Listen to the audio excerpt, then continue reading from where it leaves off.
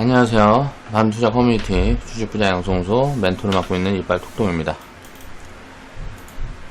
오늘 방송은요, 2020년 7월 10일 금요일날 이제 제작을 했던 영상이고요. 관심이 몰리는 곳은 피하자. 제가 이제 뭐 방송이나 리딩을 할 때 자주 말씀드리는 내용이, 항상 관심이 몰리게 되면, 어떤 자산에 관심이 몰리게 되면 거의 비싼 경우가 많아요. 그렇지 않은 경우가 가끔 있는데 대부분 비싸죠. 그래서 이제 뭐 밸류 판단은 해봐야 되겠지만, 이렇게 비싸지게 되면 결국은 여기에서 얼마나 더 가는지가 중요한 게 아니고, 항상 비싸지는 구간에서의 추가 상승은 폭탄 돌리기라고 생각을 하시면 됩니다. 결국은 가치에 수렴하게 돼 있어요. 그러니까 기업이 돈을 벌어서 그 비싼 부분 폭을 메우거나, 기업이 이익을 내서 그 비싼 폭을 메우거나, 아니면 주가가 내려와서 이 수렴을 하게 됩니다. 근데 단기적으로 어떤 이슈를 붙여서 너무 빨리 올라가게 되면 기업이 돈을 벌어서 그걸 메우려 그러면 그 자리에서 굉장히 오래 걸리겠죠. 그럼 거의 대부분 확률적으로 기업이 돈을 벌어서 메운 만큼 이렇게 몇 년 뭐 이렇게 박스권을 횡보를 하기보다는 주가는 떨어지는 경우가 대부분이에요. 물론 시장에 따른 상황 이제 영향도 있겠지만 이런 부분들을 항상 생각을 해야 되고, 그렇기 때문에 관심이 몰리는 곳은 항상 PR 궁리부터 합니다. 저는 이제 그래서 이런 것들을 연결해 보면, 자, 뉴스에 팔아라, 증시 격언이라 그러죠. 이런 것들이 굉장히 잘 들어맞는다는 거예요. 한국 뉴딜 관련 테마가 지금 보면 많이 비싸다. 데이터 솔루션 301% 수익 인증 해주셔서, 자, 요 부분에 대한 내용을 이제 정리를 해볼까 합니다. 평생투자님이 301% 이제 수익 인증을 해주셨고요. 축하드리고 감사합니다. 데이터 솔루션 301% 두 번째 분할 매도.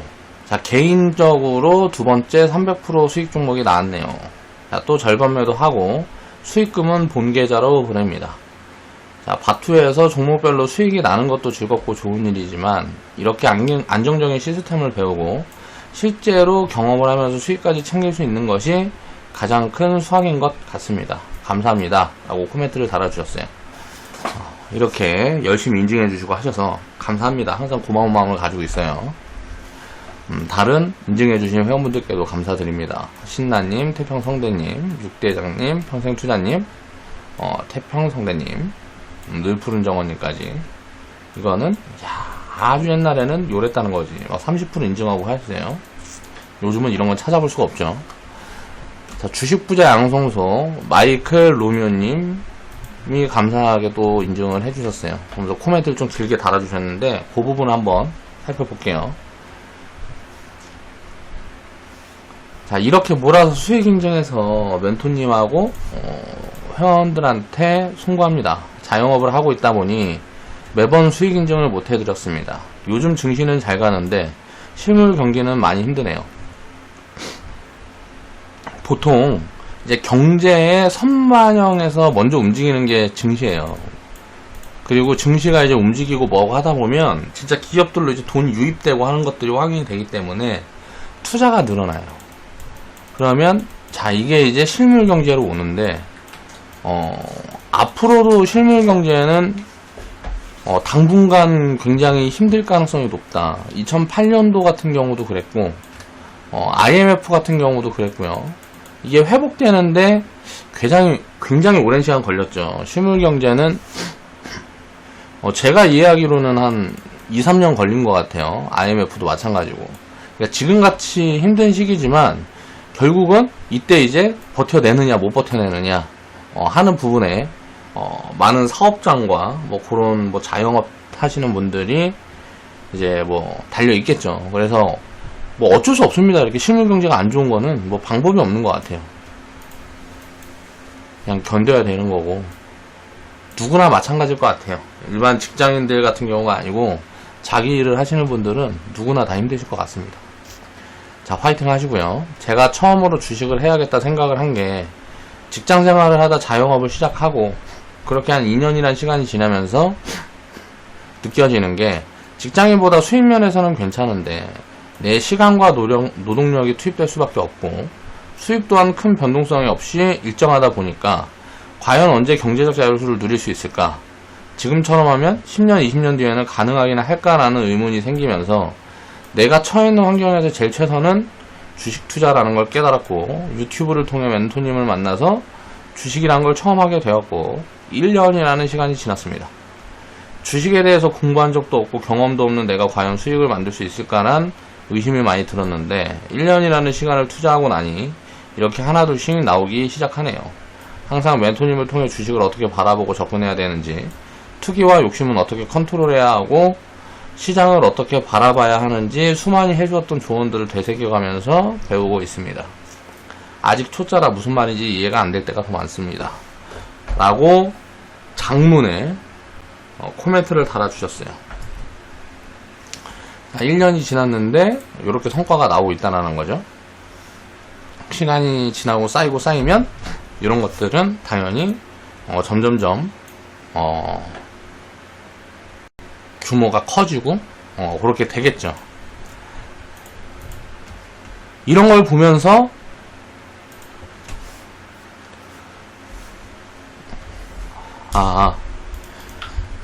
회원분들의 이런 마음들이 좀 이제 느껴지고 하는 것 같아요. 시간이 좀 지나고 하다 보니까. 그래서 저도 이게 직원들도 제가 항상 말하잖아요. 저는 이제 직원이라고, 회원분들이 공동 사장님이고, 그러면 응원해주고 잘하고 있다 이렇게 해주면 직원들은 사장님 돈 벌어주려고 개같이 일합니다. 그러니까 그런 것들을 굉장히 잘 활용하고 계시는 것 같아요. 그래서 이런 부분들을 한번 생각을 해보면 조금씩 이제 깨우치는 것들이 보여진다는 거죠, 회원분들이. 그리고 이런 경험들을 이제 수익에 대한 경험들을 해나가면서 사이즈가 조금씩 커져가는 게 보여지기 때문에 보람이 된다라는 거죠. 아무튼 그렇고, 자, 지금은 가진 자의 영역이다. 자, 2만원을 가던 10만원을 가던 지금은 비싸다. 지금 이제 매출이 한 1000억 정도 나오고 아직 이익은 찍히지 않는 기업이에요, 데이터 솔루션 같은 경우는. 근데 이런 부분들이 이제 올해부터는 이제 확장성을 가질 가능성이 높다라고 생각은 하는데, 지금 시가총액에 대비해서 보면 결국 싸지 않단 말이에요. 그리고 요 관련되어 있는 기업들은 지금 대부분 다 굉장히 비쌉니다. 뭐 유비케어고, 비트컴퓨터고, 뭐 알서포트고, 가비아만 좀 비싸지 않다 그래야 되나? 그 정도 보여주고 나머지는 저는 다 비싸다고 생각을 해요.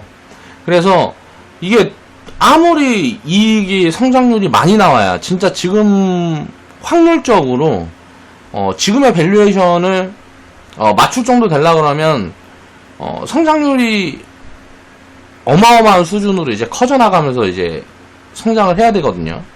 그러니까 너무 빨리 올라온 거죠, 주가가. 그렇게 이제 생각을 하면서 대응을 하시는 게 맞을 것 같고요. 제가 이제 여기에서 매도 사인을 딱 내면서 그런 이야기를 했어요. 여기 갭자리를 딱 메우면 요 자리에서 이제 다시 사보겠다. 바로 뻗어가기는 어려울 것 같다. 그러니까 이런 변동성에 대한 배팅을 하면 항상 이렇게 되는 거예요. 리딩하는 것처럼 보면, 자, 바로 갈 확률은 좀 낮아 보인다, 밀릴 가능성이 높아 보인다라고 코멘트를 달았더니, 자, 일단 바로 가버렸어요.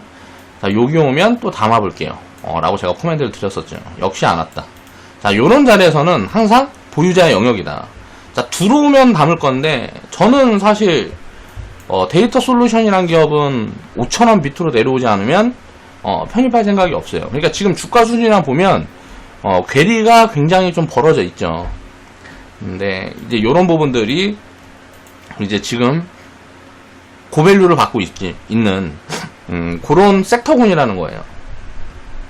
지금 보면 13일날 이제 전국에 정부의 한국 뉴딜 발표, 요 시점부터 이제 고점이 잡힐 가능성이 높다. 자, 여기서 좀 흔들리려고 하다가 또 이슈를 타고 마지막 슈팅이 아닌가라고 개인적으로는 생각을 합니다. 단기적으로요. 물론 이제 가지고 계신 분들은 뭐 포지션을 굳이 뭐 전부 청산하고 뭐 할 필요는 없겠죠.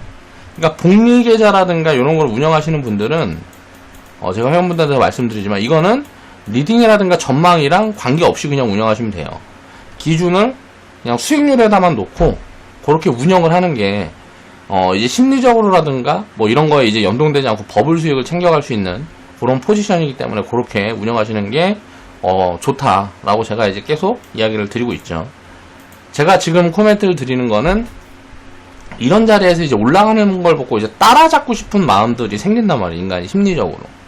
야, 이거 밀릴 것 같은데 했는데 올라가고, 밀릴 것 같은데 했는데 올라가고, 아, 이제 밀릴 것 같은데 했는데 올라가면, 야, 계속 갈랑갑다 하고, 딱 잡아버리는 순간이 온다라는 거죠. 그런 순간이 거의 대부분 꼭지다. 그렇게 심리적으로 그렇게 느끼는 이유들이 뭐냐면, 딱 사고 싶은 이유가 뭐냐면, 예를 들어서 13일날 정부가 이걸 발표하는 걸 알아. 근데 이 내용을 보니까, 여기다 투자를 굉장히 많이 하고 산업을 키울 것 같아. 그러면 사람이 센티멘탈이 좋아진단 말이에요. 내가 딱 생각했을 때, 야, 이건 되겠다라는 생각이 들어요. 이런 정보를 접하게 되면 매수 심리가 생기는 거예요. 그러니까 가치를 보지 않고 정보를 보고 사람들이 꼭지에서 잡아주는 거죠. 그러니까 이런 것들이 거의 초보자들이 대부분 하는 실수예요. 어떤 정보를 접하고 그 정보를 이제 기업의 가치나 이제 연동을 해서 살펴보는 게 아니고 그냥 배팅을 해버리는 거죠. 그러면 거의 대부분 비싼 자리에서 사기 때문에 장기적으로 투자 성과가 좋지 않게 흘러가는 경우들이 대부분이다. 라고 이제 생각을 해보면 될 것 같고요. 알소포트 같은 경우에는 너무 비싸요. 지금 너무 비싸졌어요. 그래서 저 같은 경우는 5,000원 밑에서도 조금 애매할 것 같아요. 일단 모르겠어요. 주가는 이 정도 어디에서 이제 잡아줄 수 있을 것 같기도 한데 여기를 깨고 나와도 사실 이제 추천을 드릴 수 있을지는 모르겠어요.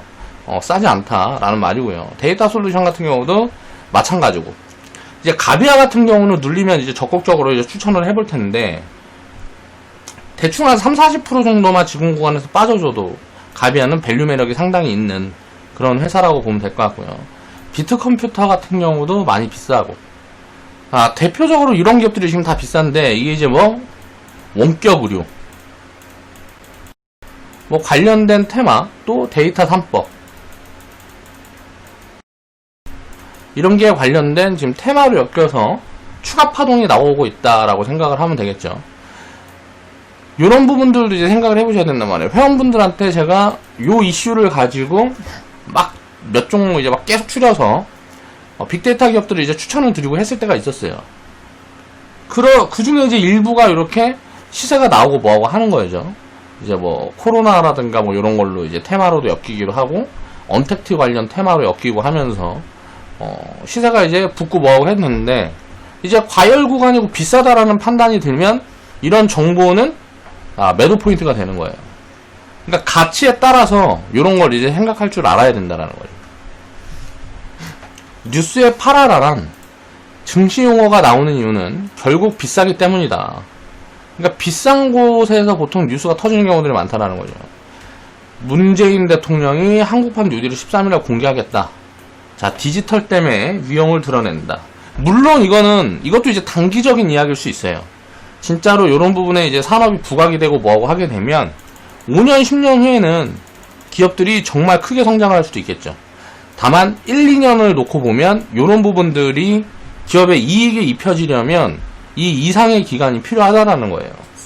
근데 보통 사람들은 1년, 2년도 장기적이라고 생각을 하고 판단을 하잖아요. 그러니까 시간에 대한 계류도 발생한다고 생각을 해보면 될 것 같고요. 한국판 뉴딜 종합계획 직접 발표하겠다. 뭐 이런 것들 뉴스가 나오고 있고요. 100조 원을 투입하겠다. 한국판 뉴딜. 이쪽에 뭐 이런 이야기들이 나오고 있고 이건 이제 부양책이라고 보면 되겠죠. 그래서 부양책에 대한 수혜를 입을 거다라는 기대감이 지금 관련 기업들의 이제 주가에 녹아들고 있다라고 보면 될 것 같고요. 한국판 뉴딜 기대에 770선을 회복했다. 코스닥이 뭐 이런 이야기를 하고 있고 이제 한국판 뉴딜은 이제 뭐 디지털 뉴딜과 그린 뉴딜로 나누어서 데이터 그리고 에너지 쪽 정책적인 이제 뭐 발표가 될 것 같습니다. 일단 신재생 에너지 쪽을 딱 보면 이제 태양광 쪽은 크게 비싸진 않은데 일단 밸류 매력은 별로 없는 구간이에요. 그러니까 상승률이 그렇게 크게 보이지 않는 구간이고 풍력 같은 경우는 관련 기업들은 굉장히 비싸졌습니다. 주가가 많이 올라와서 굉장히 비싸졌어요. 그러니까 이런 것들이 부담이다. 그러면 자 13일날 이거를 뭐 전후로 해서 이제 월요일날이 오늘이 토요일이니까 일요일 월요일날이 13일 정도 되나? 잠깐만 1월 월요일날이 13일이네. 월요일 이제 전후로 해서 고점을 잡고 이때부터 본격적으로 밀리기 시작할 수도 있다 라고 생각을 해야 되는 거고, 이제 디지털 뉴딜 같은 경우는 이제 빅데이터 관련 기업들이 있는데 원격 의료, 데이터 3법 뭐 이런 걸로 엮여있는 기업들이 흐름이 나올 거예요. 자, 항상 뉴스가 나오면 90% 이상은 단기 고점을 잡습니다. 단기 고점이라고 이야기를 하는 거는 보통 1개월에서 6개월 정도의 파동을 이제 저는 이야기를 해요. 그리고 이 이후 흐름은 기업의 뭐 이익이라든가 여러가지 이슈라든가 이런 거에 따라서 또 이제 반영을 하겠지만, 일단은 단기적으로 고점을 잡는 확률이 굉장히 높다라고 생각을 하시면 되고요. 개인 투자자들이 뉴스를 따라다니다가 단기 꼭지 잡는 이유가 뭘까를 생각을 해봐야 된단 말이에요. 이런 부분들에 대한 뉴스를 접하고 뭐하고 하면 관련 기업들을 찾게 되겠죠. 그러다가 관련 기업들을 찾으면 보는 게 기업의 가치를 보는 게 아니고 기술력이라든가 뭐 등을 본단 말이에요. 뭐 기업이 지금 얼마짜리인지를 보는 게 아니고 이 기술력에 대한 걸 보게 되면 어떻게 돼요? 야, 이거 뭐 세계 1등이라 그러고, 뭐 알소포트 같은 거 보면 글로벌 3등이라 그러고, 뭐 아시아에서 1등이라 그러고, 막 요런 것들이 막 나온단 말이에요. 그리고 뭐 우리나라에서 이제 1등이라 그러고, 또 이 기술력이 뭐 이 사업을 몇십 년 했다 그러고, 요런 것들이 막 굉장히 좋은 것들밖에 안 보인다고요. 그러면 사고 싶어지는 거죠. 그러니까 이런 것들은 기술력이라는 걸 가치로 환산을 할 수가 없기 때문에 지금 기업 가치 수준이 어딘가, 싸게는 못 사더라도 최소한 비싸지는 않게 살려는 노력을 해야 되는데 그런 게 안 된다는 거죠. 그래서 이미 재료는 주가에 반영이 되어 있고 정보는 비싸게 팔아먹기 위한 마케팅이나 다름없다라는 거죠. 자, 이렇게 부각받은 애들이 이제 1차 파동이 나왔다고 볼 수 있어요. 빅데이터 관련 기업들은 다 빅데이터 관련된 이제 기업들이죠. 요걸 이제 정리를 해보면, 자, 1차 파동이라고 볼 수가 있고요. 이게 이제 조정이 들어왔다가 다 함께 조정이 들어왔다가 더 갔다가 조정이 들어올지 지금 자리에 들어올지 모르겠지만, 여기서든 이제 움직이기 시작할 때 이제 후발주들이 강하게 움직일 거란 말이에요. 후발주라는 건 뭔 말이냐, 밸류 매력 있는 빅데이터 기업들이 있어요. 지금 이 기업들은 밸류 매력 있는 기업들이 아닙니다. 지금 밸류가 굉장히, 제가 생각해서 제 판단으로는 굉장히 비싸요. 근데 밸류 매력 있는 빅데이터 기업들 많이 있어요. 못 올라온 기업들. 그 기업들이, 자, 두 번째 파동에서는 이번에 조정이 들어왔다 다시 움직일 때는 걔네들이 더 셀 거라는 거죠. 그러면 우리는 이제 투자 판단할 때 어떻게 해야 돼요? 이 기업들 조정을 받고 뭐 하기 시작하면 다음은 뭘까를 생각을 해야 돼요. 그럼 예를 들어 데이터 솔루션이 이제 뭐 대장이라고 칩시다. 그러면 요 종목이 여기서 조정을 받아서 움직이면 요 정도 머무를 때 후발주 같은 경우는, 자, 이렇게 됐다가 요렇게 뻗어버린다는 거죠. 요렇게 갈 것들을 찾아야 되는 거예요. 이걸 어떤 근거로 맞춘다? 가치를 판단해서 빅데이터 관련된 기업들을 하나하나 찾아서 전체적으로 공부를 하는 거예요. 그게 이제 다음 기회를 잡아가는 방법이죠. 그러니까 후발주라 그래서 이런 걸 사람들이 순환매에 대한 파동을 잘못 이해를 하고 있는데, 다시 한번 이야기를 해보면 순환매라는 거는 장기적인 관점으로 봐야 돼요. 자, 순환매라 그러면 보통 사람들이 생각을 하면 뭐 오늘 이게 이렇게 올라가면 내일은 뭐 이게 올라가고, 무슨 뭐 일주 후에는 뭐 요게 올라가고, 막 이런 걸 생각을 한단 말이에요. 못 올라간 게 이렇게 따라 올라간다. 요게 순환매라고 생각을 해요. 단기적인 관점으로. 이런 걸로는 수익을 낼 수가 없습니다. 그러니까 낼 수가 없다기보다 시장 상황에 따라 변동이 너무 커져요. 그러니까 될 수도 있고 안 될 수도 있는 거예요. 이거 확률이 되게 떨어진다는 거죠. 거의 다 단기적인 부분들을 예측을 할 수 없는 부분들은 시황 때문에 그래요. 시장의 센티라든가 뭐 여러가지 요인에 따라서 많은 부분들이 달라지고 당일 흐름들도 바뀌기 때문에 요거를 이제 예측할 수가 없는 거죠. 그래서 단기 매매를 하게 되면 확률적으로 이기기가 어려운 거예요. 왜 그래요?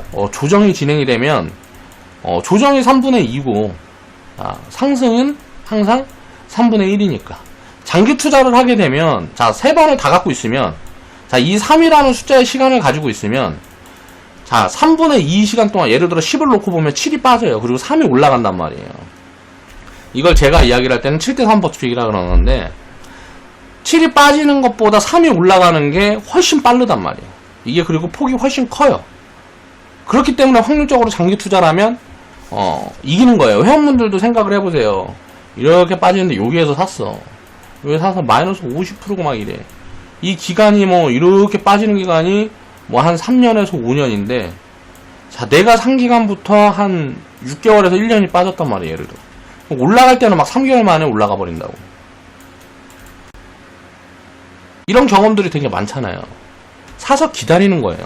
왜? 상승은 속도는 훨씬 가파르고 상승하는 기간은 적은 거예요, 항상. 그러면은 단타 매매를 하게 되면, 여기에서 여기까지 계속 단기 매매를 하게 되면 어떻게 될까요? 매매를 하니까 계속 손해볼 확률이 높아지고, 이렇게 짧을 때만, 상승 파동이 짧게 나올 때만 수익의 가능성들이 생기는 거죠. 그러면 이거는 이기기가 굉장히 어려운 거예요. 이런 것들을 이해를 해야 되는데 쉽지 않죠. 이런 이야기를 하려고 그런 게 아니었는데. 그래서 순환매는 뭐냐면, 자, 가치를 보고 판단하게 되면, 같은 섹터를 놓고 이야기를 해보면, 자, 첫 번째 파동이 들어올 때, 저는 이제 파동을 1차, 2차, 3차 뭐 이런 식으로 나누기는 이유가, 이 파동에 대한 부분들을 기억을 하려고 그럽니다. 그러니까 보기 위해서 보통 요렇게 이제 나눈다. 그럼 1번, 2번이 있는데, 자, 2번이라는 기업이 어떤 이슈를 타서 올라가든가, 아니면 자, 가치가 부각을 받아서 올라가게 되는데 2번 기업은 못 올라가는 경우가 있어요. 요 2번 기업은 저평가에 놓여 있고, 요거는 이제 고평가가 됩니다. 그럼 보통 어떻게 되냐면, 조정이 들어왔다가 다시 움직이기 시작할 때 요거는 요 자리에서 거의 머무는 경우가 많아요. 얘는 조정이 들어왔다 요렇게 올라간다는 거죠. 그러면서 이제 이 키를 맞춰요. 자, 밸류 수준을 맞춘다는 거죠. 이게 반복되면서 1차 파동, 2차 파동, 3차 파동, 4차 파동, 이 업황이 끝날 때까지 요런 식의 순환매가 진행이 돼요. 동 섹터 내에서. 요런 것들을 파악을 하셔야 돼요. 제가 5G부터 2차전지 등등 해가지고 시스템 반도체 등등 해서 파동 정리를 이렇게 다 해드리죠. 그때그때 강한 것. 그러면서 보면 후발주들을 잡아내는 경우들이 되게 많잖아요. 그런 걸 잡아내는 포인트가 이런 거예요. 가치에 따라서 분석을 해서 이게 갈지 어떻게 하냐요. 어떻게 그런 걸 잡아낼 수 있을까요? 생각을 해보세요. 말이 안 되는 것 같잖아요. 이 변동성이라는 거를 예측한다고 생각하니까 말이 안 되는 것 같은 거예요. 가치를 분석을 하면 이게 가능해진단 말이에요. 그러면 어떤 기회가 있다고요? 이 순환매 흐름들을 체크를 해야 된다는 거예요. 한국 뉴딜 관련 테마는 일단은 지금 당장은 정책적으로 이런 기대감들이 나오고 하면 단기적으로는 차익 실현 매물들이 쏟아지면서 밀릴 가능성이 높아요. 그리고 거기에서 시간이 조금 흐르면 요걸 사람들이 잊어버리기 시작할 때쯤에는 다시 올라오기 시작할 텐데, 요때 이런 변화가 생긴다는 거죠. 빅데이터라는 이 섹터는 굉장히 장기적으로 올라갈 수밖에 없는 섹터라고 생각을 해야 돼요. 그만큼 성장이 빠른 기업들이다 라고 생각을 하면 될 것 같고요. 그래서 이런 기업들은 지금 시장에서 핫한 종목들이기 때문에 싸지 않다라는 거죠. 싼 기업들을 찾아서 보초를 서야 돼요.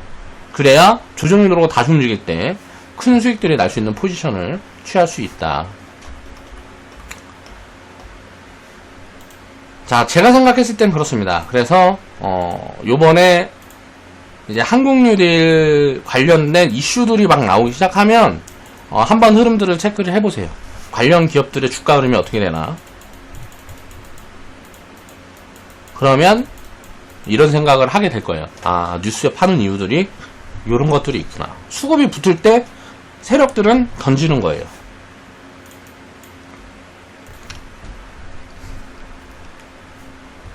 오늘은 방송을 굉장히 좀 짧게 하려고 했는데 또 하다 보니까 말이 좀 길어진 것 같네요. 자, 오늘 방송 마무리하겠습니다.